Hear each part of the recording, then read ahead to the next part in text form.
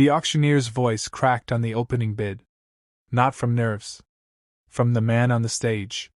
He stood perfectly still under the chandelier light, wrists bound in ceremonial silk, a black blindfold pressed against his eyes, his chin lifted at an angle that suggested not submission but patience. The kind of patience that came from someone who had decided, privately, that he would allow this. Every person in that gilded room felt the difference. No one could explain it. No one tried. They just stopped talking. Chanwoo sat in the fourth row with his paddle in his lap and his pulse running too fast beneath his collar. He had attended 11 of these private acquisition events. He had never once felt the air change the way it changed now. Lot 17, the auctioneer said. His voice had dropped half a register without him noticing. Top tier alpha. Designation verified. No known pack affiliation. No registered bond. Starting bid, 80 million won. Silence answered him. Not the silence of disinterest. The thick, careful silence of a room full of powerful men who had all decided simultaneously that raising their paddle first would mean something they weren't prepared to own. Chanwoo raised his. 40 minutes and 3 bidding wars later, he walked backstage with a receipt for 140 million won and the quiet, nauseating certainty that he had just done something irreversible.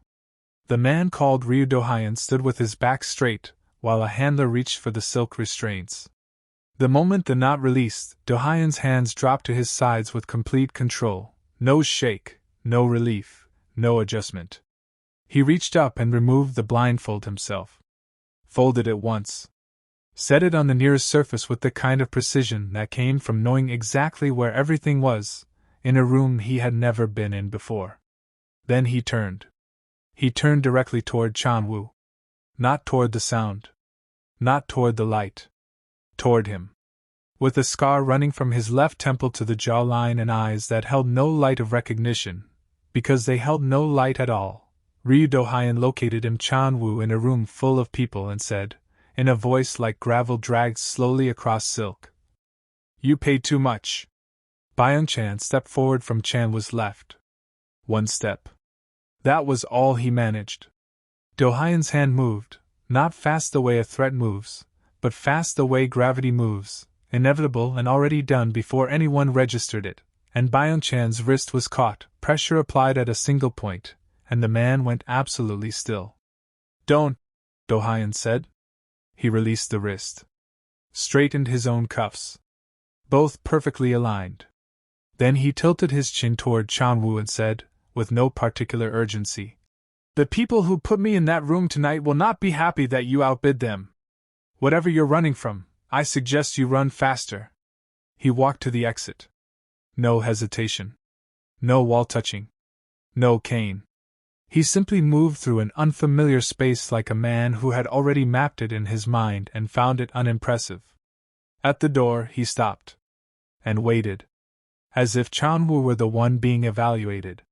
Be part of something special. Like this video, subscribe to the channel, and comment your country. Let's see how many continents are watching today. The penthouse was quiet at 2 in the morning, and Chanwoo hadn't slept. He sat at his desk with 4 screens open and a cold cup of tea beside him, watching Byung-chan work. Byung-chan was the best researcher Chanwoo had ever hired, fast, thorough, allergic to gaps. He had been running Ryu Dohyun's name through every legitimate and semi-legitimate database available for 90 minutes. The results were wrong. Not incomplete. Wrong. The kind of wrong that meant someone had gone to considerable effort to make them look right. Clean employment history. A vague reference to security consulting. No criminal record. No family registry flags. Not one financial irregularity across 11 years of adult life. "Nobody is this clean," Byung-chan said. His voice was flat in the way it got when he was genuinely unsettled. Chanwoo said nothing.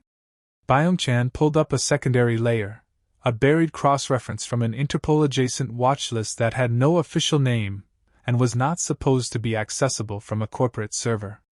He had 3 back channels into it. All 3 returned the same result. A single alias. The architect. No photograph. No confirmed nationality. No known location. Just a pattern of network collapses across 6 years. Criminal organizations in Seoul, Busan, and Incheon that had dismantled from the inside with no apparent external force, no arrests, no bodies the authorities could officially account for. Someone had rebuilt the Korean underworld's architecture from the foundation up. Someone whose name appeared in Zero News articles and in the nightmares of people who ran things in the dark. Whatever you bought, Byung-chan said carefully, it is not what was advertised. Chanwoo looked at the alias on the screen for a long time. Then he stood, walked down the hall, and opened the door to the living room. Dohyun was standing at the security panel beside the entrance. His fingers had gone still. The panel, which had been a standard corporate install worth roughly 4 million won, now showed an interface Chanwoo had never seen before, rerouted, restructured, running 3 new protocols that had not existed 3 hours ago. Dohyun had not been asked? Had not been given the access code.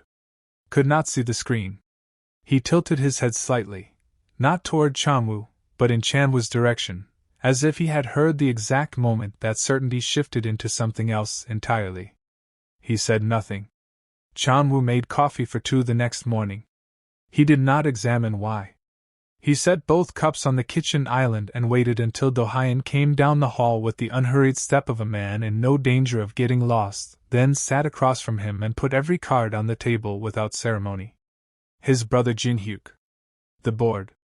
58 days left on a window that closed permanently once the vote was called.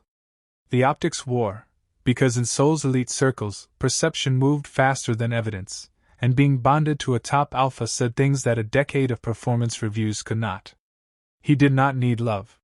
He needed armor that walked and spoke and made rooms go quiet. He offered terms. Full access to the penthouse. A private account with no ceiling. Freedom of movement, no tracking, no restrictions. In exchange, appearances. A credible bond.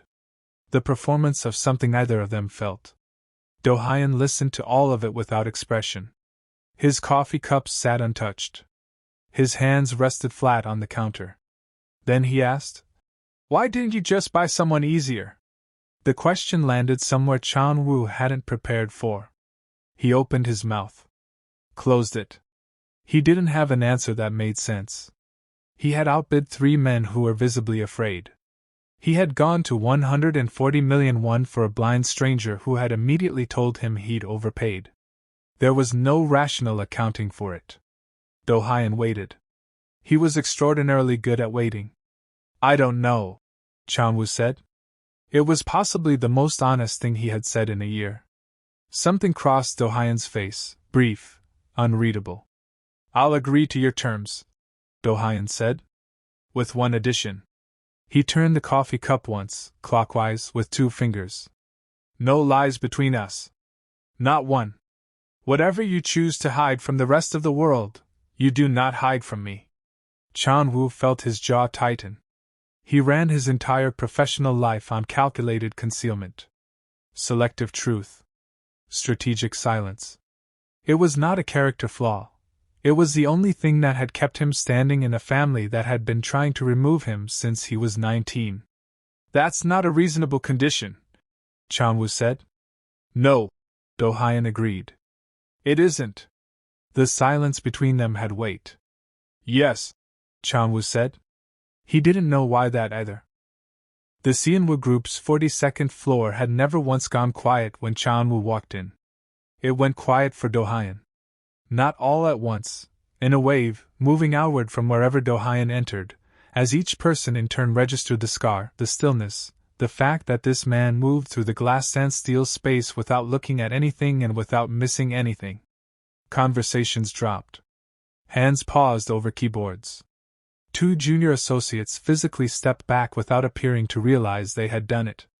Chanwoo kept his face neutral and walked 3 paces ahead, as if this were planned. As if he were not acutely aware of Dohyun 2 steps behind him, mapping the entire floor in the time it took to cross the lobby. Jin-hyuk was stationed near the east windows with 2 board members Chanwoo recognized as his. He looked up when they entered. His expression did not change. But his eyes moved to Dohyun, paused, and then moved back to Chanwoo with something that had not been there before. A recalculation. Fast and private. Good, Chanwoo thought. The presentation ran 40 minutes. Chanwoo spoke. The room listened, more attentively than usual, which had nothing to do with the content. It had to do with Dohyun standing at the back wall with his arms loose at his sides, not performing attention, not performing anything, simply present in a way that made the air in the room arrange itself differently. Byung-chan stood near the door. Midway through the third segment, his phone vibrated. He glanced at it, went still for 2 seconds, then looked across the room at Dohyun. Dohyun had already turned his head toward the service corridor. 12 seconds later, a man Byung-chan did not recognize attempted to enter through the east stairwell access with a badge that should not have cleared security. The door did not open. The new protocols Dohyun had installed the previous night had quietly flagged the badge 40 minutes before the attempt and locked the access point without alerting the building system. No alarm. No scene. No indication anything had occurred. The unknown man left. Byung-chan stared at the back of Dohyun's head for a long moment. Then he put his phone away. In the car afterward, rain against the windows, city lights sliding past, Chanwoo allowed himself 1 full minute of silence before he accepted that the silence was not going to be comfortable. Dohyun spoke first. "Your brother made 3 calls during the presentation," he said without turning his head. "The third one lasted 40 seconds. He dropped his voice for the last 15. That is the call that matters." Chanwoo stared at him. "How could you possibly?" Dohyun reached forward and picked up the coffee from the center console. "You hired armor," he said. "Let it work."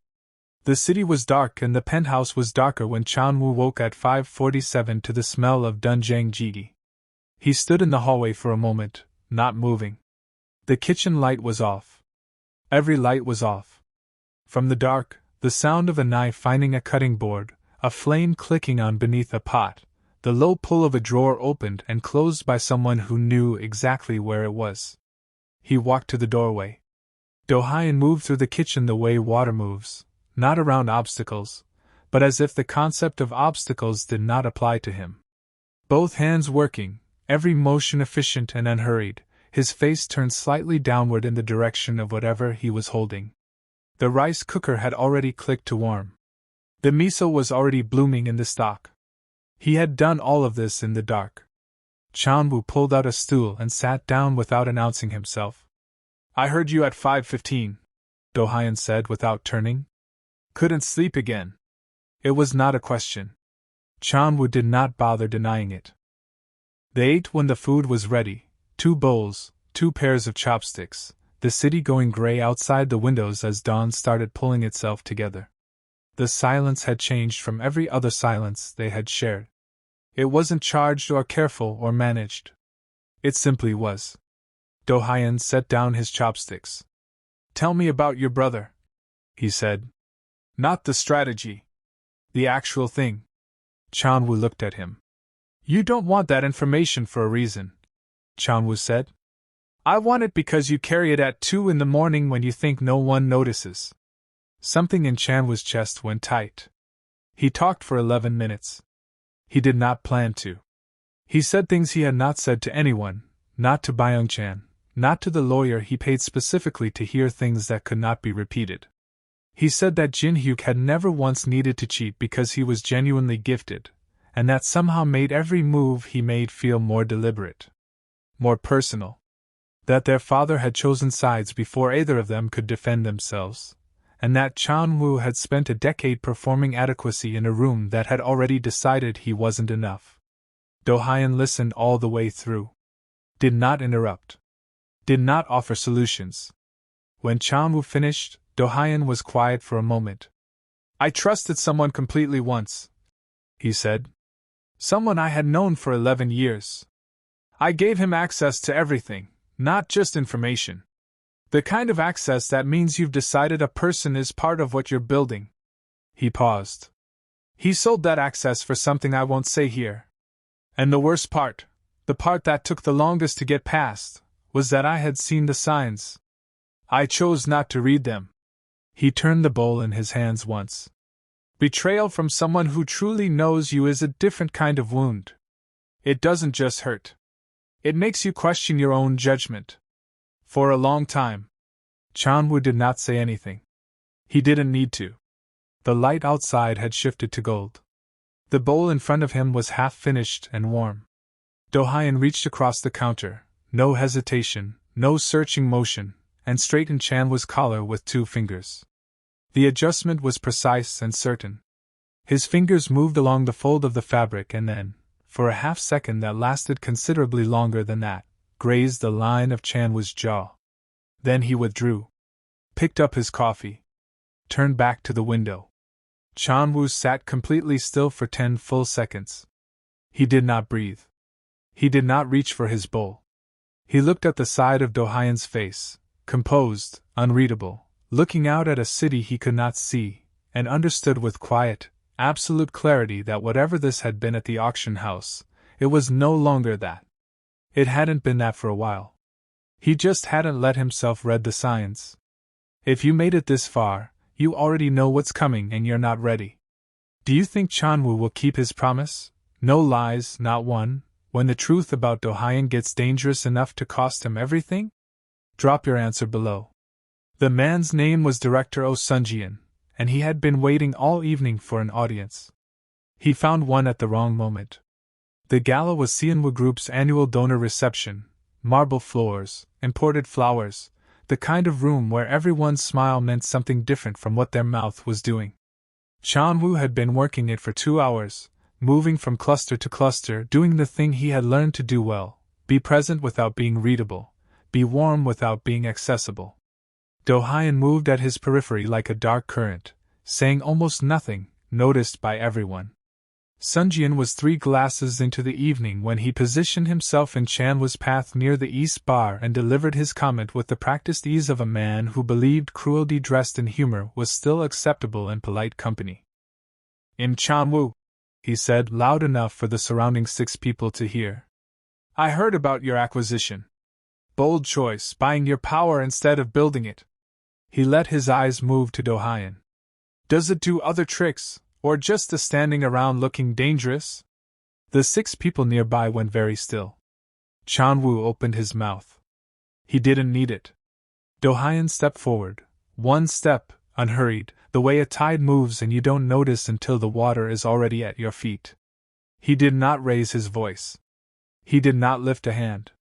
He simply turned his face towards Sunjian and spoke 4 sentences in a register so low and so certain that the words rearranged the air between them. No one in the surrounding 6 people repeated what Dohyun said. Later, when asked, each of them would remember the feeling: a door closing, a temperature dropping, a sudden and total understanding that they were standing in the wrong place, but not the words themselves. Sunjian's glass stopped halfway to his mouth. He set it down. He excused himself. He did not return. In the car, rain against the black windows, city lights bending across the glass, Chanwoo stared at the seat in front of him. "You didn't have to do that," he said. "I know," Dohyun said. A beat. Long and full. "I wanted to." Chanwoo looked at him in the dark. At the line of Dohyun's jaw, the scar catching a passing streetlight, the hands resting open on his thighs. Without planning it, without deciding, without the half-second of deliberation that had stopped him 3 times before, Chanwoo reached over and placed his hand over Dohyun's. Dohyun turned his palm upward. His fingers closed. Not tight. Just closed. Either of them spoke. The Han River passed somewhere outside the glass, black and wide and indifferent. Seoul moved around them, and neither man moved inside it.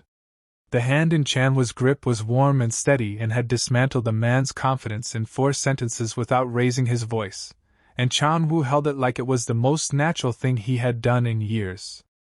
"It was?" Chanwoo asked at midnight, with the city stretched out below them and both cups of tea going cold on the table between them. He didn't ease into it. He had Dohyun's honesty clause in his agreement, and he intended to use it. "Tell me who you are," he said. "All of it." The architect. The syndicate. What you've done and what you're still doing. I want the truth, not the version that protects me from it. Dohyun was quiet for 4 seconds. Chanwoo had learned to count his silences. 4 seconds meant he was deciding not whether to answer, but how much of the answer was actually being asked for. I restructured the Korean underworld at 26, Dohyun said. Not because I wanted power. Because the structure that existed was causing damage to people who had no part in it, civilians, families, workers who owed money to the wrong organizations because there was no other option. I built a different architecture. One with rules. He turned his cup once. I have ordered things that cannot be undone. I have made decisions that courts would not forgive. I have never once targeted someone who was not already in the game, and who had not already made their own choices. Chanwoo listened to all of it. Did not interrupt. Did not look away. The code, he said. You actually live by it. It is the only thing that separates what I do from what men like Sungrak do, Dohyun said. He has no code. He has appetite. Chanwoo was quiet for a moment. Then, the man who put you on that stage. What will you do to him? Dohyun's expression did not change. Not a muscle. Not a breath. What needs to be done? Chanwoo looked at him for a long time. He thought about Sunjian's face at the gala, that total, immediate understanding that something immovable had entered his space, and he was not equipped for it. He thought about the security panel rebuilt in the dark. About 4 seconds of silence that meant more than most men's speeches. He thought about 11 years of trusting the wrong person and losing your sight and not retreating, just recalibrating. Okay, Chanwoo said. He stood to leave the room. Chanwoo! He stopped. Dohyun did not turn around. His voice had dropped to something private, a register Chanwoo had never heard from him directed at anyone else. Not the 4-sentence weapon at the gala. Not the cold efficiency of the security panel. Something underneath all of that. Something careful and unguarded and offered without armor. You make me want to be different. The doorframe was under Chanwoo's hand. He gripped it once. Stood there for 3 full seconds with his back to the man who had just handed him something irreplaceable. Then he walked on. But his eyes were bright the entire way down the hall. That quiet confession just broke the room, and you know it. Is Dohyun capable of becoming different? Or is love asking too much of a man built entirely from necessity? Tell us what you think in the comments. The photograph arrived at 7 in the morning in an unmarked envelope slid under the penthouse door. Chanwoo picked it up before Byung-chan reached the hallway. He looked at it for 3 seconds. Then he carried it to the kitchen table where Dohyun was sitting with black coffee and set it flat in front of him without a word. He described it in 11 words. His brother. John Sungrak. A private dinner. Hands shaking across the table. The caption printed beneath it said, "Return what you purchased, or we will take the rest." Dohyun's hands did not move. His face did not move. He sat with the described image between them and breathed once, slowly, through his nose. I need to tell you something, he said. Chanwoo folded his arms and waited. I allowed the auction to happen. He said it clean, no softening on either side of it. I knew Sungrak was moving against me. I let it reach the auction stage because I needed to identify who in Seoul's legitimate world was bold enough, or desperate enough, to put their name on a man like me. That person would either be an asset or a threat, and I needed to know which. He paused. You answered the call. I have been assessing you since the moment your paddle went up. The kitchen was very quiet. Chanwoo's jaw tightened. Then released. And? Asset, Dohyun said. Without question. It was not a compliment. It was something more than a compliment. Chanwoo understood the difference. I don't hand people over, Chanwoo said, and the fury in his voice was not at Dohyun. It was at a world that had built a man who had to test for loyalty by standing on an auction stage in silk restraints. Not for my brother. Not for Sungrak. Not for anyone. Something moved through Dohyun's expression then. Seismic. Brief. Then, he said quietly. We have work to do. Within the hour, the doorbell rang twice. Chanwoo opened it to two men he had never seen, one broad-shouldered and completely silent, one lean and carrying a case Chanwoo chose not to ask about. Dohyun introduced them by first name only. Sanjayan. Juhyun. Byung-chan counted them from the hallway and went very still. Dohyun turned toward Chanwoo. His voice was even and certain and left no room for argument. Your 60-day window just became 10 days. Sundrak will move before your board meeting. We move first. The penthouse changed in the next 40 minutes. Quietly. Completely. Screens appeared. The kitchen table became a planning surface. Sanjayan installed something behind the east panel that hummed at a frequency Chanwoo felt more than heard. Juhyun made 3 calls in a language Chanwoo half recognized and half didn't. Byung-chan came to stand beside Chanwoo in the doorway of his own living room, watching all of it. Still want to be armor? Byung-chan said under his breath.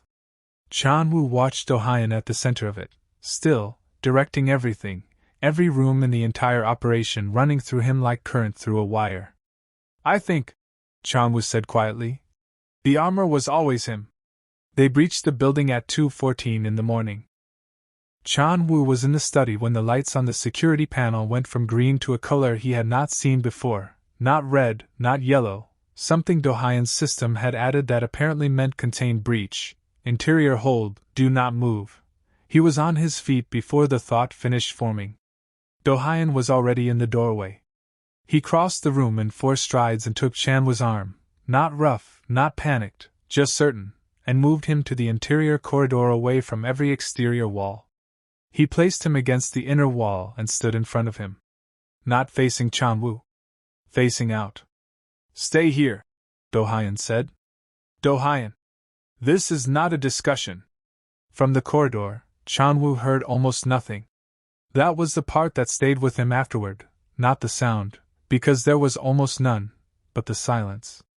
The way Dohyun's team moved through the penthouse like water filling a space, no shouting, no crashes, only the occasional muffled contact that resolved in seconds. Dohyun navigated by the sounds that weren't there as much as the sounds that were, his head tracking, tilting, his body a live instrument reading a frequency the rest of the room was deaf to. Chanwoo pressed his back to the wall, and watched the man he had purchased for 140 million won become something that had no price. Lethal. Precise. Completely calm in the way that a scalpel is calm, built for the cut, indifferent to everything else. 12 minutes. Then silence of a different kind. The kind that meant finished. Dohyun came back down the corridor. His jacket was gone.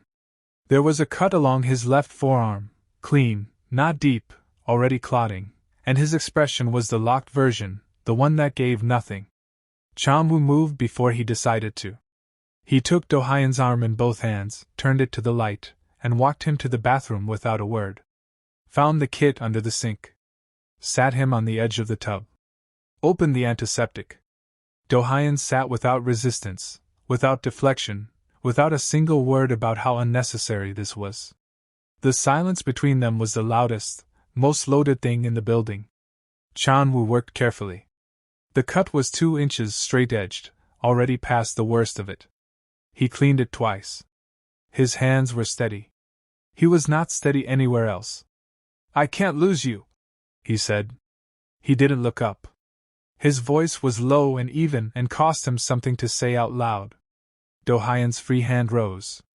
Found Chanwoo's jaw with the same unhesitating precision that found everything. The cutting board in the dark, the security panel by touch, Chanwoo's collar across a kitchen counter. He tilted Chanwoo's face upward. Look at me, he said. His eyes did not track. They held no reflected light. But the weight of his attention, the full, absolute, undivided focus of a man who experienced the world at a depth most people never reached, landed on Chanwoo like something warm and irreversible. Chanwoo looked. You won't, Dohyun said. It was a promise. And Ryu Dohyun, the architect, the ghost name in buried files, the man who had rebuilt an entire underworld on the principle that his word meant something, had never once broken one. John Sundrak's network lasted 72 hours after that night. Not because Dohyun destroyed it. Because he had already dismantled it from 17 directions over the previous 10 days, quietly, architecturally, the way you remove a foundation so that when the building finally falls, there is nothing left to rebuild from. Sundrak woke on the third morning to find every financial channel frozen, every contact unreachable, every leverage point gone. Not seized. Dissolved. As if they had never existed. He did not come for Chanwoo again. Jin-hyuk faced the Seonwoo Group board alone 11 days later, stripped of the shadow alliance that had made him untouchable for 3 years. The vote took 19 minutes. Chanwoo was confirmed as executive director by a margin that left no room for appeal. Jin-hyuk walked past him in the corridor afterward and said nothing. Chanwoo said nothing back. Some endings did not need a speech. This one needed only the silence of two men who finally understood exactly where they stood. 6 months passed the way good months pass, full and fast and quietly reshaping everything. Chanwoo presented the Incheon acquisition deal in the 42nd floor conference room on a Thursday morning in late spring, the deal he had built from the foundation up, sourced and structured without his brother's shadow over it, without the performance of adequacy for a room that had already decided. He spoke for 31 minutes. The room listened without qualification. Not out of fear. Not out of politics. Because the work was excellent, and the man presenting it had finally stopped apologizing for being in the room. Dohyun sat near the back wall. Not performing anything. Not running security, not mapping threats, not cataloging phone calls. Just present, in the way that mattered more than any of those things, in the way that said I am here because I choose to be here, which from a man who had once allowed himself to be placed on an auction stage just to see who would answer, meant something Chanwoo felt in the center of his chest every time he glanced across the room. Byung-chan stood near the door with the expression of a man who had watched all of this coming from a considerable distance, and had chosen, wisely, to say absolutely nothing about it. That evening, the penthouse was dark when Chanwoo came home. Not empty dark. The specific dark of a kitchen in early morning, which it wasn't, but Dohyun observed no strict boundary between early morning and late evening when it came to cooking. The rice cooker was on. Something moved in a pan over a low flame. The lights were off. Chanwoo set his bag down. He walked to the kitchen. He stepped in beside Dohyun at the counter, not behind him, not around him, but beside him, finding the space that had been waiting for him, and reached for the second knife on the board. Dohyun did not comment. Did not step aside. He reached over, that same motion, precise and unhesitating, the gesture that had grazed Chanwoo's jaw 6 months ago in this same kitchen and started the unraveling of every pretense either of them had been maintaining, and adjusted Chanwoo's grip on the handle. "You're getting better," he said. Chanwoo laughed. Quiet. Real. The kind of laugh that came from a place that had been closed off for a very long time and had recently, unexpectedly, been opened by a man who navigated the dark without flinching. "Best decision I ever made," Chanwoo said. The morning light, or the evening light, or whatever light chose to come through the high windows of a Seoul penthouse where two men had stopped pretending they did not belong in the same room, moved across them both. Across the counter, the two bowls waiting, the hands close enough to touch, the silence between them carrying none of its old weight. Only warmth. Only this. If this story moved you, if you felt it somewhere real, then you already understand what it was actually about. Not auctions. Not syndicates. Not power. Two people who had learned to protect themselves from everything, choosing, finally, to stop. If you are still here at the end of this story, thank you. From the bottom of this channel's heart, thank you for staying. Please subscribe and turn on notifications so you never miss a new story, because there are more coming, and they will find you right where you are. Drop a comment, and tell us what this story meant to you. What did you feel? What will you carry with you? And if you know someone who needs to hear a story about survival and surrender, and the terrifying bravery of letting someone in, share this with them.